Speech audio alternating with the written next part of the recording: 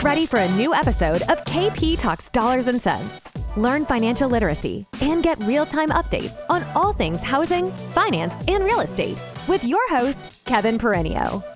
As an owner and C-level executive for 20 plus years in finance, KP is here to serve you with all of his knowledge and experience.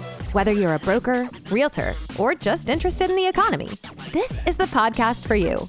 So let's get started. Here's your host, Kevin Perenio. Hey, it's KP coming to you live from Corona, California. Well, we just had daylight savings time.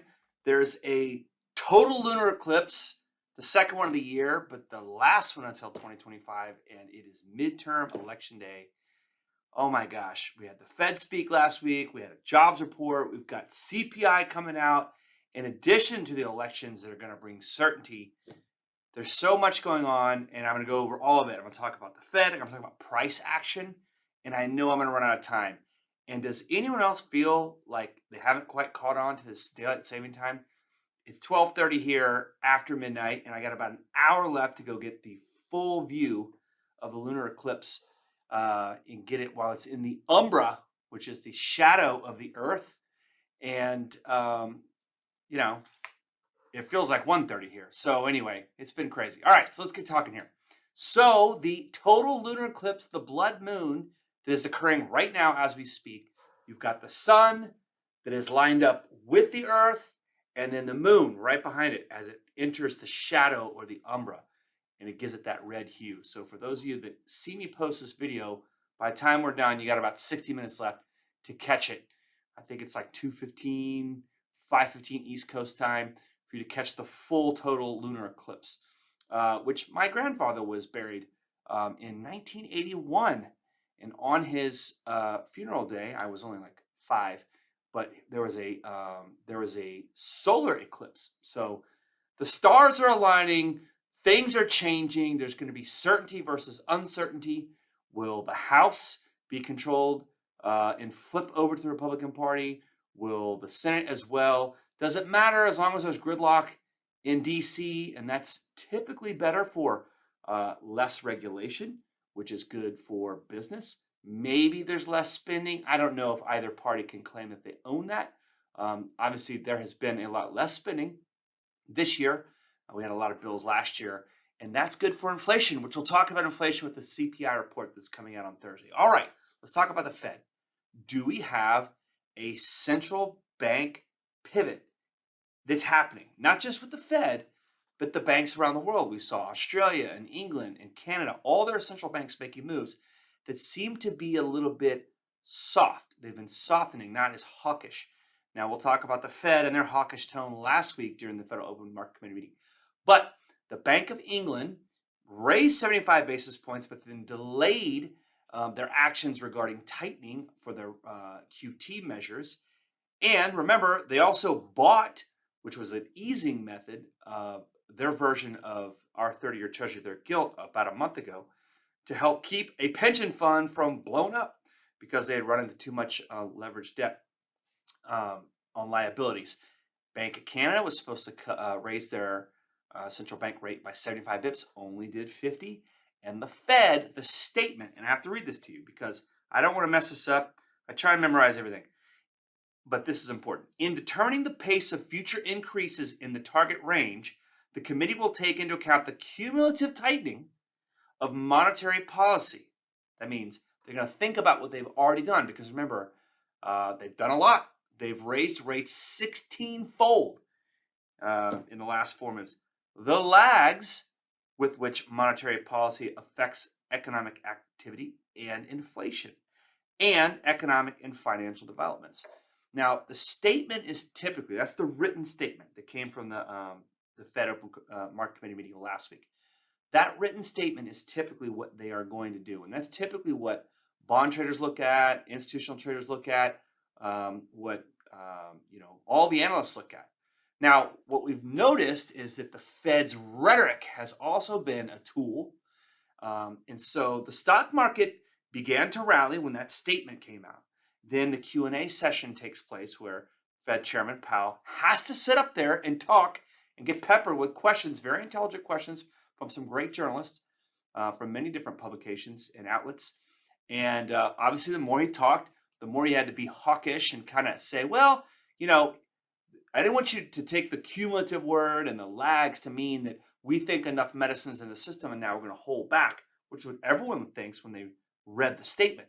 He had to say, we don't know how long we're going to keep rates as high. We don't know how high we're going to go, and how long, but it's probably longer than you think, or we all think, because we've got to get inflation, tame inflation.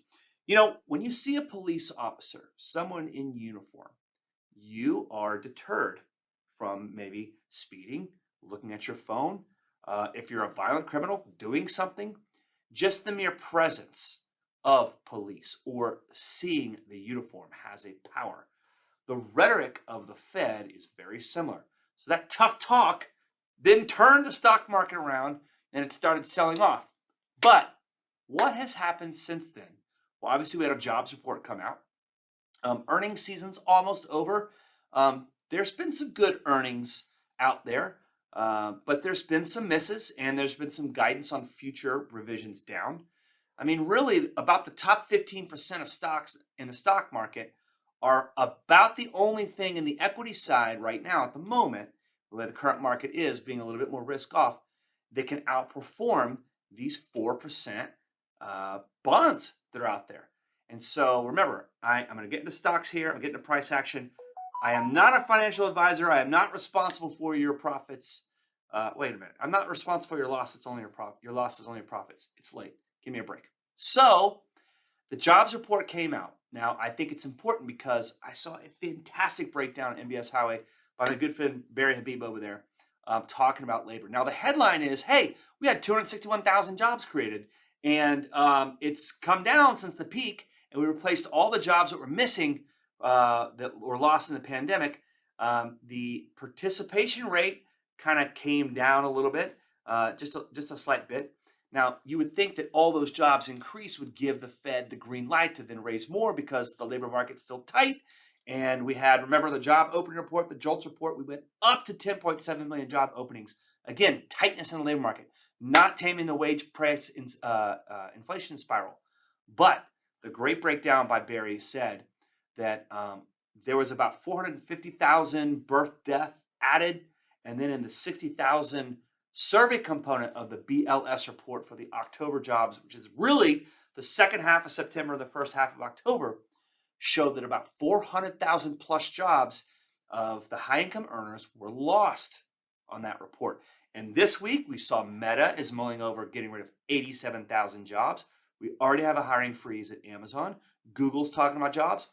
Half the workforce was let go at Twitter. You're starting to see these high paying white collar jobs that are being announced or pre-announced. And the stuff that happened in October, the second half of October, certainly hasn't even showed up yet in the jobs report. So will we have just seen, or did we just see the last great good jobs report? Will we start to see more bad news, less good news, and that market, that job market, start to roll over? Conveniently, right after the election, which is tomorrow, which will bring uncertainty, some certainty, the uncertainty of who controls policy making and spending. And so, that's very interesting. These elections tomorrow have implications on the big election 2 years for the president, which that president, whoever gets elected, whichever party, has a big determining on who is on the Fed board that's chosen by 2026. So a lot of implications tomorrow, a lot of certainty. And by the way, the Fed Watch tool on the CME, that's on the CME group, you can go look at the Fed Watch tool, they actually have a 52% chance of only a 25 basis point rate hike in December. Whereas everyone's been saying for sure 50. Maybe that'll change, maybe they're not.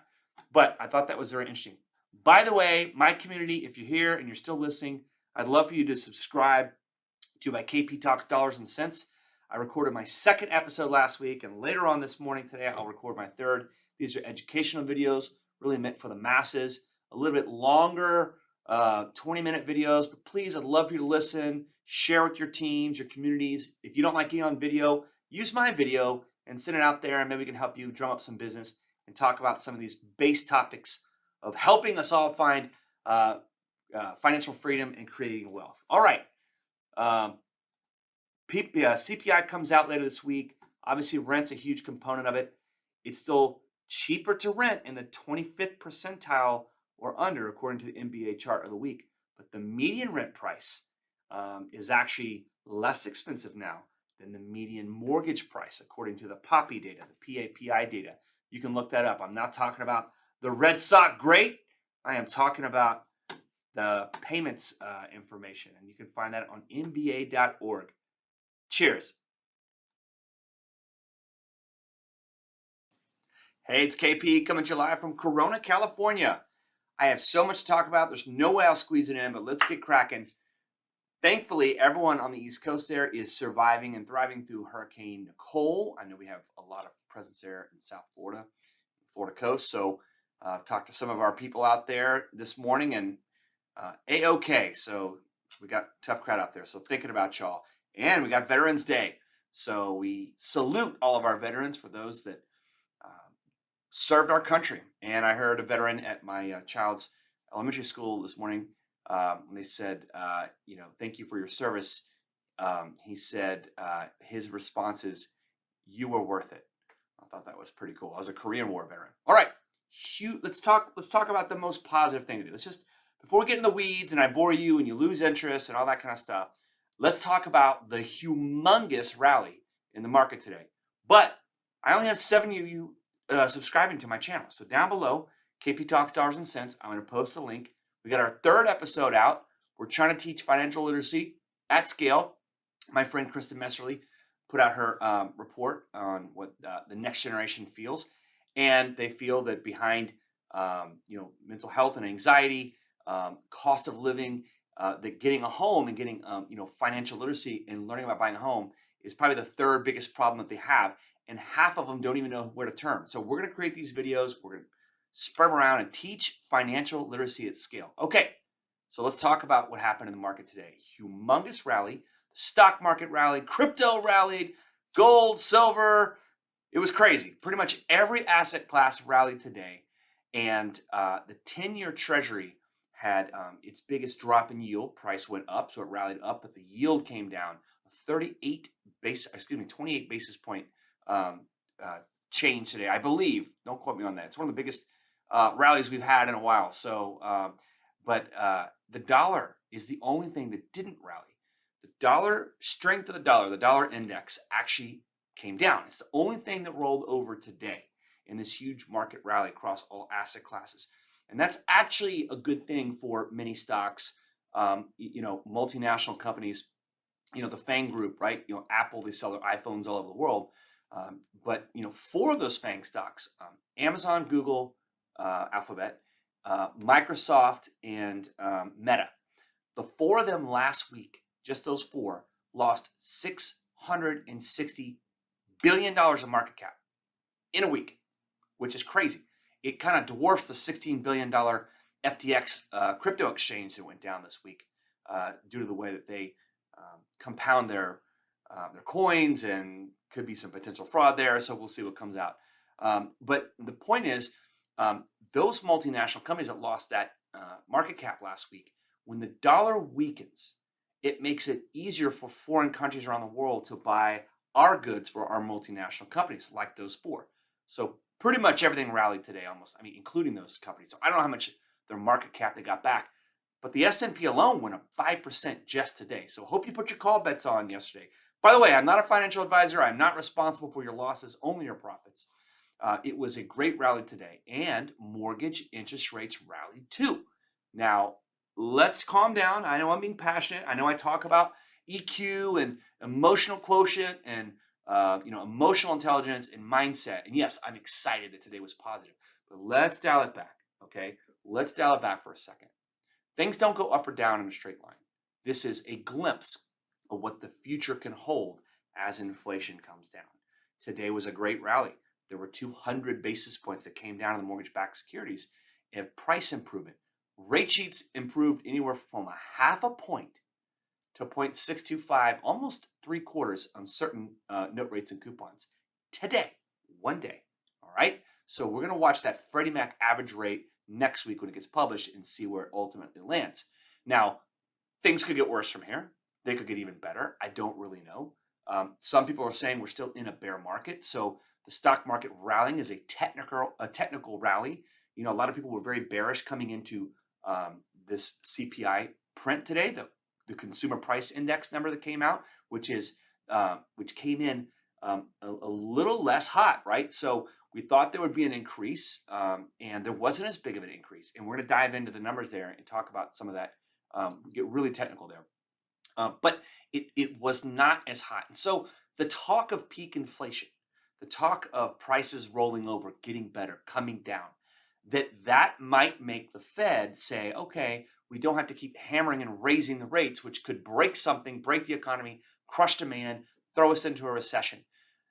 That's just one number, okay? But there's another CPI print that will come out before the December 14th Fed Funds Open Market Committee meeting. And just to give you guys a little insight, remember that CME tool that I tell you about, the Fed Watch tool, where Fed Funds futures bet on what the Fed is going to do. We're at that 3.75 to 4 range right now, okay? And before the CPI number came out today, everyone was thinking there'd be maybe 100 basis points, 50 and 50 between the December 14th meeting of the Fed and the February 1st meeting of the Fed. However, after this number today, it's 50 in December with a really high probability, like 80%. It was like 58% before the number. Only 50 in the December meeting, and then only a quarter in the February 1st meeting. That is the number now. That is the bet now. What if we have more CPI and more PPI prints that come out that say inflation is rolling over? Now, I mentioned PPI, the Producer Price Index. China's Producer Price Index came out really soft and negative, overly negative, down. Steel, coal, all those different metals, they are having issues with their price inputs. Their inflation is coming down from a producer level. Now, we get a lot of our material from there, and that affects industrials in America. And the PPI in China is a precursor, usually about a month or two, to the American PPI. So if the PPI starts coming down, CPI is coming down and rolling over, then we've got the PCE, which is the Fed's, that's a personal consumption expenditure. What are our consumers consuming right now, live in real time, as opposed to the prices that are being measured in the CPI, which has lag data. So before I get into the PCE, I want to just finish a couple points on the CPI, the Consumer Price Index. Now, Barry Habib, I'm giving you credit because I love you, brother. He really dug into one of the components that was in there. And yes, the number from October last year that was removed in the index, which we all know an index is 12 points. For anyone that studied economics in college, you know that the last year's number gets replaced by this year's number.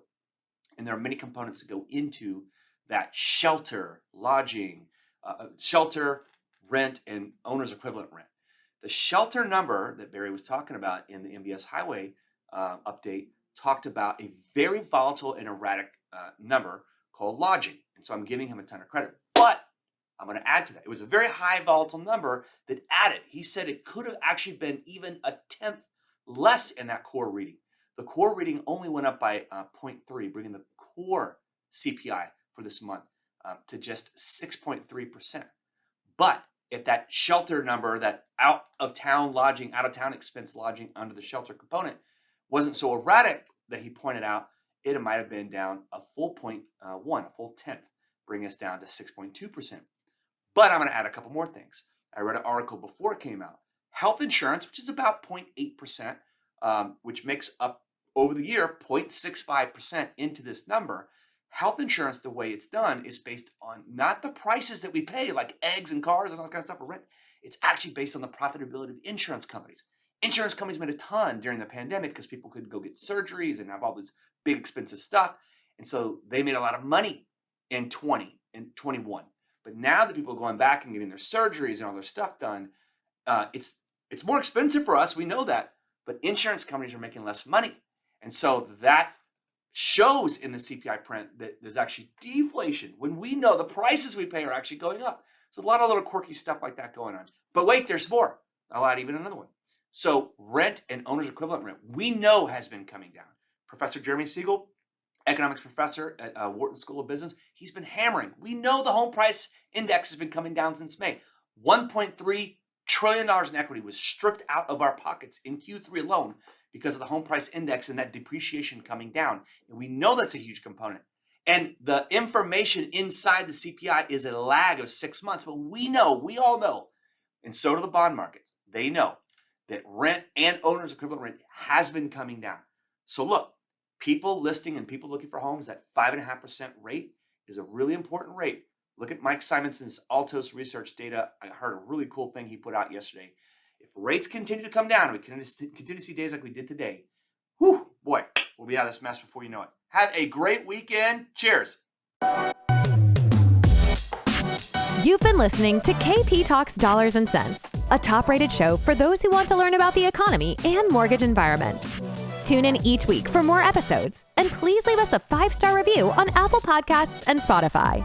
Kevin Perenio does not render or offer to render personalized investment or tax advice through KP Talks Dollars and Cents. The information provided is for informational purposes only and does not constitute financial, tax, investment, or legal advice. For more info, follow KP Talks Dollars and Cents on all of our social channels.